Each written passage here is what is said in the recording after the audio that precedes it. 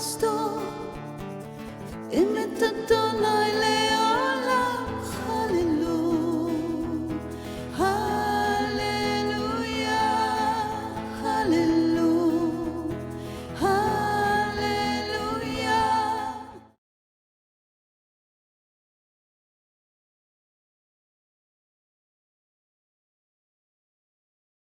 Shalom et bonjour à notre histoire de rédemption. Nous sommes dans le livre de Ruth, on a juste commencé. C'est le message de M. Jacques-Isaac Bison que je vous présente aujourd'hui. C'est le directeur des ministères Ariel Canada et aussi le pasteur de la congrégation messianique Beth Ariel que vous pourrez regarder en ligne si vous voulez à bethariel.ca. Il y a des enseignements en français. Je tiens à vous présenter les enseignements qui ne sont pas disponibles en français. Et c'est pour ça que je vous les présente par ce post de YouTube. Donc, on a déjà regardé le tout début du livre de Ruth et nous allons continuer. On a juste commencé en prenant un petit goûter de l'histoire de Ruth. On a dit que Naomi et Elimelech sont partis de leur pays de Juda, même si Dieu n'avait pas dit de quitter si jamais il y avait famine. C'est ce qu'ils ont fait. C'était quelque part un manque de foi. C'était pour la discipline que Dieu avait fait ça. Et techniquement, ils auraient dû rester en place. Mais regarde comment Dieu va bénir. Même à travers leur désobéissance, on a un grand Dieu, n'est-ce pas? Naomi retourne de Moab avec une bru moabite. Et puis, on va voir cette histoire d'amour dans cette deuxième partie de Rédemption 14. Et puis, on va continuer la prochaine fois aussi. On va voir une histoire entre Boaz, le proche parent rédempteur, et Ruth, qui va refléter pour nous le même genre de relation que nous avons en tant que croyants avec Jésus, avec Yeshua. Donc, cette fois-ci, pour cette deuxième partie, nous allons entamer chapitre 2, verset 1. Donc, tournez avec moi au livre de Ruth, qui est à la fin de Juges, parce que Ruth a déjà été intégrée dans le livre de Juges et séparée plus tard. Je ne connais pas la date, par exemple. Donc, chapitre 2, verset 1. Ça dit, « Et Naomi avait un ami de son mari. » Encore là, ça doit être proche parent rédempteur. Juste, dites-vous, homme puissant et riche de la famille de Elimelech. Proche parent rédempteur, c'est un mot, c'est Goël. C'est juste leur façon de traduire. Ami, c'est pas du tout assez fort. Donc, oublie ça. Et c'était un homme puissant et riche de la famille de Elimelech, et son nom était Boaz. Ruth et Naomi sont pas au courant de ça, de ce que l'auteur nous présente ici dans le premier verset du chapitre 2. Elles ne savent pas du tout, mais la personne qui lit l'histoire est mise au courant. Parce que Dieu est au point d'élever un homme, Boaz, qui va sauver ces deux veuves. Et il est le parent proche rédempteur et on va voir le début d'une belle prophétie, un type du Messie qui vient sauver son peuple.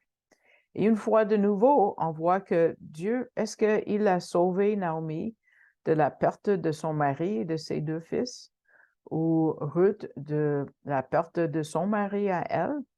Non. Est-ce que Dieu nous sauve toujours des tragédies? Non. Le monde est brisé, le monde est déchu. Mais à travers les tragédies, comme demande au fils de Jacob, Joseph, qui était vendu aux Égyptiens, il était en prison, mais Dieu l'a sauvé où il était, en Égypte.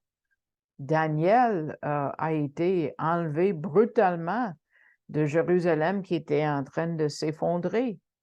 Mais Dieu l'attendait en Babylone, le pays où il était amené captif. Dans toutes ces situations, c'est la foi qui est le feu qui garde notre espoir en vie et en flamme. Et après un certain temps, Ruth va se trouver en train de travailler dans un des champs dont Boaz est le propriétaire. Et aussitôt que Boaz l'a vue, il la voulait. C'est clair en français. Il est tombé en amour immédiatement. C'est comme l'amour au premier regard, à la première vue, c'est en plein ça. Mais on sait que c'est Dieu qui avait beaucoup à faire dans cette histoire-là. Donc, regardons comment l'histoire se développe. On va continuer dans le verset 3 maintenant du chapitre 2. Ça dit, et ça parle de Ruth évidemment, et elle s'en alla et entra et glana dans un champ après les moissonneurs. Elle est parmi les glaneurs. Et elle se rencontra fortuitement, on va regarder ce mot-là, que c'était la portion de champ de Boaz, qui était de la famille d'Elimelech, son beau-père. Il se rencontra fortuitement. C'est une façon de traduire. C'est un seul mot en hébreu, c'est mikreha, et qui n'est pas du tout un mot simple, qui dit que quelque chose de très extraordinaire s'est produit. Une des traductions dans l'araméen, un targum, dit comme le hasard est arrivé. Aïe, aïe, c'est loin d'être un hasard. C'est la providence de Dieu qui l'a dirigé à ce champ-là. C'est le même mot d'ailleurs que le serviteur d'Abraham a utilisé quand Abraham l'a envoyé chercher une mariée pour Isaac. Et une fois arrivé en Mésopotamie, il a prié Dieu.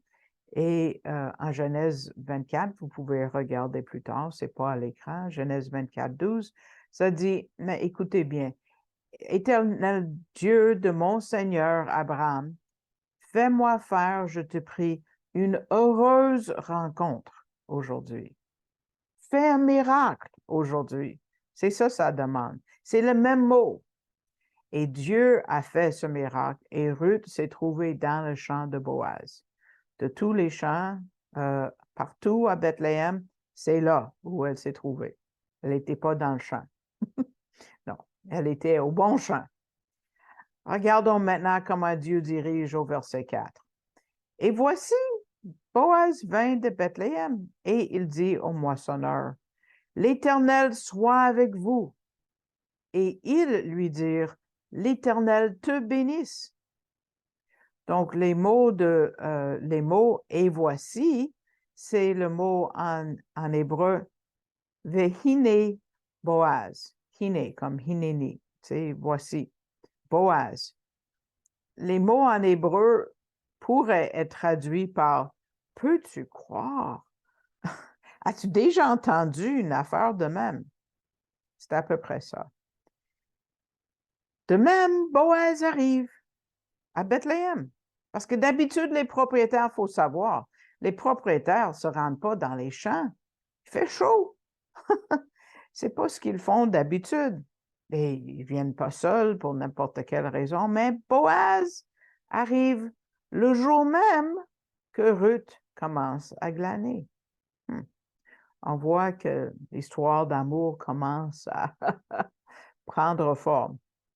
Remarquez bien les premiers mots de Boaz quand il arrive. Les premiers mots d'une personne sont importants. Pensons à nos propres mots. Premier mot quand on rencontre quelqu'un. Monsieur Gabizon ne l'a pas écrit, mais je l'ai inséré. Ces premiers mots sont « l'Éternel soit avec vous ». Le mot « l'Éternel », c'est le Yod-Hé-Vav-Hé, c'est le nom du Dieu qui garde ses alliances, c'est le nom propre de Dieu. Et ils répondent « l'Éternel », même mot « Yahvé », te bénisse. Donc, Boaz les salue au nom de l'Éternel. Et c'est tellement approprié parce que Boaz, étant le proche parent rédempteur, il reflète le type du Messie dans sa façon de protéger et de se soucier de Ruth. Et éventuellement, il va se marier avec elle, tout comme le Messie va se marier avec sa mariée, l'Église. Mais il y a beaucoup dans cette histoire. simple mais puissante. Regardez que, comme avec l'histoire de Rahab qu'on a regardé la dernière fois, cette scène a lieu pendant la Pâque juive, parce que c'est juste à la Pâque juive que l'orge commence à devenir mûr ou prêt à ramasser, à moissonner. C'est le 14 Nissan, c'est la Pâque. Le jour qu'on présente les prémices de l'orge, c'est 2 jours plus tard, le 16 de Nissan, la fête de Yom Bikurim, et le livre de Ruth commence là. Donc, toute cette histoire commence à Pâques, à la Pâque juive, et ça va finir à la Pentecôte, à Shavuot, la fête des semaines. Regardez la fin du verset 22 au chapitre 1. Ça dit, et elles, ça c'est Naomi et Ruth, vinrent à Bethléem au commencement de la moisson des orges. La moisson des orges, c'est le 16 Nissan. Ça, c'est la fête des prémices. C'est la fête qui reflète la résurrection de notre Messie. Une fois que Ruth a travaillé dans les champs de Boaz, en commençant à la moisson de l'orge, elle finit à la moisson du blé. C'est marqué froment. Mais regardez Ruth 2, verset 23. Ruth 2, 23, nous lisons, « Et elle se tint auprès des jeunes filles de Boaz pour glaner jusqu'à ce que la moisson des orges et la moisson des froments, c'est-à-dire du blé, fût achevée. » Donc, les prémices du blé sont offertes à la Pentecôte, à Shavuot, c'est le mot en hébreu qui veut dire semaine. Donc, la fête de la Pâque parle de la rédemption du Messie qui meurt pour les péchés du monde. On va regarder tantôt, pas tout de suite, les 7 fêtes d'Israël. Et la Pentecôte parle de la naissance de l'Ecclésia, la mariée du Messie. Vous voyez la relation entre le Rédempteur et le mariage. Le Rédempteur arrive à la Pâque et puis il va se marier avec Ruth à Pentecôte. Il y a 7 semaines entre les deux, entre la période qu'on commence à moissonner l'orge et qu'on commence à moissonner le blé. Donc, 7 semaines après la rédemption à la Pâque et la naissance de la mariée du Messie. Donc, on a un tableau ici pour vous qui vont écouter par téléphone. Je vais essayer de le rendre plus vivant pour vous. Donc, en haut du tableau, ça dit Yeshua dans les 7 fêtes d'Israël. Et on décrit les 4 fêtes de la première venue, les 4 fêtes du printemps qu'on voit à la première venue de Yeshua sont accomplies à la première venue. La première fête, c'est la Pâque. Et puis ça, c'est le moment que Ruth et Naomi arrivent ou retournent à Bethléem. Donc, la Pâque, c'est quand le Rédempteur, Jésus, est mort, à la Pâque juive. Et ça représente notre rédemption.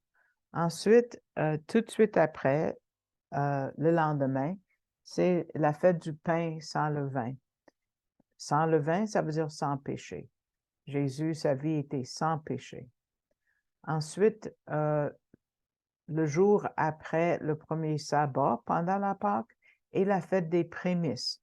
Jésus étant le premier de ressusciter d'entre la mort pour ne plus jamais mourir, c'est la fête des prémices. Et là, 7 semaines après cela, c'est la Pentecôte ou Shavuot, qui veut dire semaine, comme j'ai dit. C'est la naissance de l'Église qui est l'accomplissement de cette fête-là. Et on voit la mariée, si vous voulez, du Messie, parce que l'Église est comprise de Juifs et non-Juifs. Donc, vous voyez, Ruth arrive à la Pâque et elle se marie à Pentecôte. Dans cette fête juive, il y a un intervalle de 4 mois qui représente notre temps maintenant, qu'on appelle la dispensation de grâce. Et ce qui peut arriver aujourd'hui même, c'est l'accomplissement de la fête des trompettes, qui est la première fête d'automne, qui est accomplie par l'enlèvement, qui est imminent. Ensuite, suivra 10 jours après, dans le calendrier juif, du jour d'expiation. Et nous ne savons pas exactement le jour que la tribulation va commencer. Ça va commencer quand l'Antéchrist va signer un traité de sécurité, pas de paix, de sécurité avec Israël. Ça va être l'accomplissement du jour d'expiation à la tribulation. Et à la fin de la tribulation, après un intervalle de temps, il va y avoir l'accomplissement de la fête des tabernacles, qui est le royaume messianique et qui va durer pendant 1000 ans. Donc, la fête des trompettes, le jour d'expiation et la fête des tabernacles sont des fêtes d'automne qui sont accomplies par la deuxième venue de Jésus que nous attendons. À Shavuot, il a dit les mots que nous trouvons dans l'Évangile de Jean, chapitre 4, verset 35. Il dit, et ça c'est à l'occasion de Pentecôte, « Ne dites-vous pas, vous, il y a encore 4 mois et la moisson vient? Voici, je vous dis, levez vos yeux et regardez les campagnes, car elles sont déjà blanches pour la moisson. » Donc, il n'a pas dit à la Pentecôte, il a dit avant, dans le fond, la Shavuot, parce qu'il restait encore 4 mois avant la moisson du blé. Ces 4 mois représentent notre temps ici-bas, maintenant, avant l'enlèvement. C'est le temps de travailler dans les champs, de faire l'évangélisation dans les champs. C'est ça le champ de mission, si vous voulez, pour nous tous. Et l'enlèvement, c'est le prochain événement qui va accomplir, comme on a vu tout à l'heure, la fête des trompettes. Après ça, le travail de l'Église est terminé. Dieu va prendre l'Église et un certain temps après, le jugement de la planète va commencer. Donc, l'histoire de Ruth commence avec une tragédie, la famine, la pauvreté, et ça termine avec un mariage. C'est comme nous. Nous commençons notre vie comme croyants, souvent brisés, et nous allons finir dans un mariage, le mariage qui nous attend chacun de nous. C'est Dieu qui orchestre, dirige toute cette histoire, parce que le salut vient de lui, n'est-ce pas? Et comme on a vu, Ruth s'est trouvée dans le champ de Boaz, c'était pas un hasard. Et le même jour, peux-tu croire, Boaz arrive dans le même champ? C'est par la direction divine. C'est Dieu qui fait le meilleur réseautage. Hein? Son réseautage est infini. Mais regardons ce qui arrive après et comment elle rencontre son Rédempteur. Quand Boaz de même arrive de Bethléem, quelque chose se passe. Son attention et l'attention de celui qui était chargé des ouvriers dans le champ étaient focusés, les deux, sur Ruth. Après tout, elle était parmi les plus pauvres du pays. Elle planait ce que les autres avaient échappé, les restes du moisson, et elle suivait derrière beaucoup d'autres probablement. Sûrement, la compétition a été féroce. Et puis, son désavantage était qu'elle était moabite et peut-être même poussée à l'arrière, on ne sait pas. Mais la loi de Moïse la protégeait. Si les gens écoutaient la loi de Moïse, cette loi se trouve en Deutéronome 24, verset 14. Tu n'opprimeras pas l'homme à gage, affligé et pauvre d'entre tes frères ou d'entre tes étrangers qui sont dans ton pays, dans tes portes.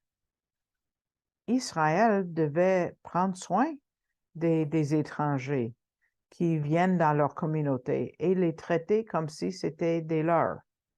C'est comme si cette loi était conçue pour Ruth, sûrement pas juste pour Ruth, mais on voit le Seigneur en action ici. Regardons maintenant le verset 5 du chapitre 2, comment Boaz la remarque, et tout de suite. Boaz dit à son serviteur qui était établi sur les moissonneurs, « À qui est cette jeune femme? » Tout de suite, il remarque Ruth. Sûrement, elle était belle, mais on sait que le Seigneur a fait quelque chose dans son cœur. Et ça, il va tomber en amour avec Ruth. Et quelqu'un dit, ah, c'est exagéré, tout ça, mais quand Dieu bénit, ça abonde, hein? Ça déborde de bénédiction. Tout de suite après ce moment, quand Boaz remarque Ruth, il demande tout de suite, tu sais, le gars qui est chargé de ce champ-là, il dit, il cherche à combler son bien-être et à la protéger aussi. Regardons versets 6 et 7. Et le serviteur qui était établi sur les moissonneurs répondit et dit, c'est la jeune Moabite qui est revenue avec Naomi des champs de Moab. Et elle nous a dit, permettez que je glane et que je ramasse entre les gerbes après les moissonneurs. Elle ne demande pas grand-chose. Et elle est venue et est demeurée depuis le matin jusqu'à 7 heures. Est-ce qu'elle a été assise dans la maison et peu de choses? C'est après un peu de force à l'ombre pendant quelques minutes. Ici, on voit tout un signe de la providence de Dieu. Comment est-ce que le serviteur savait tout ça par rapport à Ruth? Comment elle est venue au champ, que lui-même aussi l'avait remarqué. Il a remarqué qu'elle avait travaillé toute la journée, elle ne s'est pas beaucoup reposée, mais aussi qu'elle n'avait pas glané grand-chose. Après avoir trouvé l'identité de cette jeune femme, Boaz verse son amour et ses soins pour elle. Regardez versets 8 et 9. Il lui parle. Boaz dit à Ruth, « Tu entends, n'est-ce pas, ma fille? Tu ne vas pas glaner dans un autre champ. Et ne t'en vas pas non plus d'ici, mais tiens-toi ici auprès de mes jeunes filles. Aie les yeux sur le champ qu'on moissonne et va après elles. N'ai-je pas commandé au jeune homme de ne pas te toucher?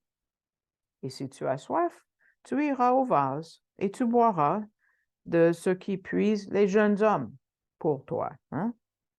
Boaz voit tout de suite que cette Moabite n'a pas eu beaucoup de succès à ramasser de l'orge. Et puis, il amène Ruth quasiment en chef de file. Et aussi, il ordonne que personne la touche. Le mot pour toucher, c'est naga. C'est un mot en hébreu qui est fort, qui est des fois traduit par le mot frapper, qui parle d'un certain abus. Dans le Targum, ça dit n'ai-je pas ordonné au jeune homme de ne pas te molester, ne pas t'abuser? Wow! Donc, c'est assez fort. Peut-être, étant Moabite, il y avait eu un certain abus. Des insultes minimum, probablement. Tu vois comment Boaz protège Ruth. Perdons pas de vue le type du Messie ici. C'est comme ça que Yeshua nous protège. C'est brebis. À la fin du verset 9, il dit, si tu as soif, tu iras au vase, tu boiras.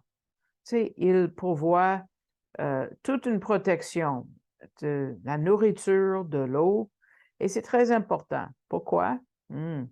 Rappelez-vous l'histoire d'Israël en Moab, quand il quittait l'Égypte ou après les 40 ans de errer dans le désert. Les Moabites ne voulaient pas donner de la nourriture, ne voulaient pas donner de l'eau, et même ont attaqué Israël. Donc ici, les rôles sont l'inverse, complètement. Tu vois le chesed, cet amour qui surabonde de Dieu ici, c'est tellement clair et poétique même. Ruth est dépassée. dépassé par cette attention de Boaz. Regardons sa réaction au verset 10. Et elle tomba sur sa face et se prosterna contre terre et lui dit, pourquoi ai-je trouvé grâce à tes yeux que tu me reconnaisses? Et je suis une étrangère. Regardons ce que Boaz a répondu. On voit combien il désire déjà Ruth. Versets 11 et 12. Et Boaz répondit et lui dit, tout ce que tu as fait pour ta belle-mère après la mort de ton mari m'a été rapporté. Et comment tu as quitté ton père et ta mère et le pays de ta naissance, et tu es venu vers un peuple que tu ne connaissais pas auparavant. Que l'Éternel récompense ton œuvre et que ton salaire soit et que ton salaire soit entier de la part de l'Éternel, le Dieu d'Israël, et ça c'est beau, poétique, sous les ailes duquel tu es venu t'abriter. Oh, que c'est beau, que c'est beau. Donc, dès le moment qu'il demande c'est qui cette femme, en verset 5, maintenant il connaît toute son histoire. Dieu avait vraiment mis dans son cœur et surtout dans le cœur de l'homme qui était chargé du champ de s'informer. Et là, Boaz a tout un amour et un respect pour cette femme. Et puis, tu vois, tout est dit à Boaz. Wow!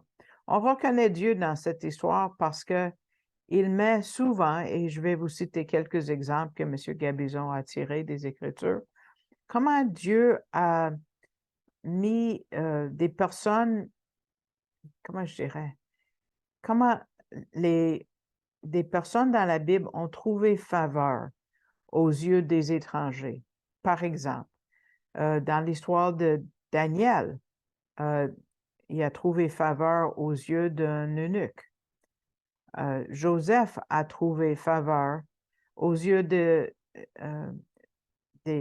gens qu'il avait pris captifs, même en prison. Abraham et Isaac ont trouvé faveur et même de la crainte au cœur d'Abimelech. Jacob a trouvé faveur aux yeux d'Ésaü après leur échange. La même chose avec Jérémie et le roi Nebuchadnezzar.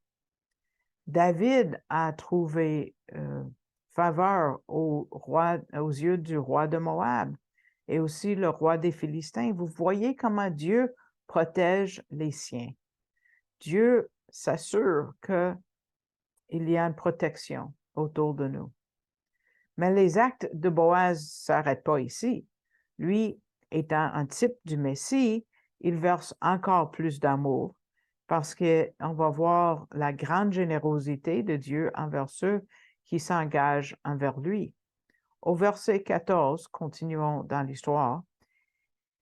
Et au temps du repas, Boaz lui dit, approche-toi ici et mange du pain et trempe ton morceau dans le vinaigre. C'était une façon c'était sec peut-être avant, là, c'était un peu comme des cornichons, je ne sais pas, là, c'était quelque chose qui donnait un plus de goût.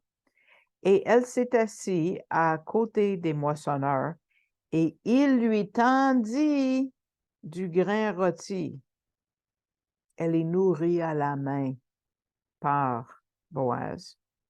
Et elle mangea et fut rassasiée et en laissa de reste parce qu'elle va rapporter pour Naomi. Ruth n'est plus avec les glaneurs. Non, elle est avec les moissonneurs, à côté des moissonneurs, premier rang. Et puis, il lui tendit du grain rôti. C'est un mot hébreu qui veut dire, et yisbat, qui veut dire verser. Il remplit sa main qui déborde. Tu vois, ça déborde les deux côtés de sa main.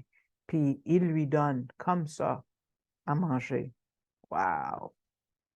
Les rabbins qui ont traduit le texte hébraïque vers le grec, c'est-à-dire le Septante, a vu pas juste quelques grains d'orge, pas du tout.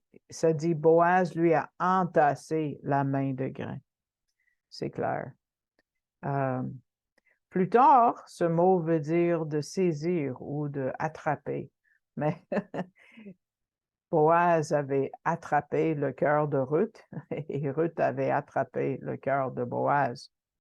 Donc, ici, là, on commence à voir un mariage qui se prépare. Mais c'est pour la prochaine fois, mes amis. Je vous remercie de votre écoute. J'espère que vous avez été bénis par cette partie de l'histoire de la rédemption et puis que vous allez continuer, j'espère, à prier pour ce ministère. Je suis encouragée de voir le nombre de personnes qui écoutent ces enseignements. Mettez le pouce vers le haut, ça va augmenter notre visibilité. Je l'apprécie. Vous pouvez visionner d'autres enseignements à ce post YouTube. Et puis, je vous remercie de prier et puis aussi ceux qui ont à cœur de soutenir le ministère financièrement, soit par un don unique ou par des dons réguliers. Je cherche des gens qui vont soutenir le ministère. Et puis, si Dieu vous met à cœur de donner, vous ne savez pas comment faire, je vous invite d'aller sur le site web des ministères Ariel Canada en allant à Ariel Canada, A-R-I-E-L, arielcanada.ca. Vous pouvez cliquer sur le drapeau en français qui vous amène au mot donner. Et puis, en cliquant dessus, vous allez arriver à la page canadon.org, qui est un organisme qui va émettre des reçus pour nous quand il y a des dons électroniques. Si vous voulez l'envoyer par la poste, il y a sur le site web de Ariel Canada notre adresse. Et puis, vous trouvez sur canadon.org, faites un don à cet organisme et en tirant le menu vers le bas, vous allez pouvoir choisir mon nom si c'est votre désir. Et puis, c'est pour les dons électroniques, évidemment. Donc, je vous remercie de votre attention et je vous souhaite bonne écoute pour la prochaine fois et soyons encouragés en voyant comment Dieu a pris soin de Ruth parce qu'il prend soin de nous, on est sa mariée. À la prochaine. Au revoir. Shalom.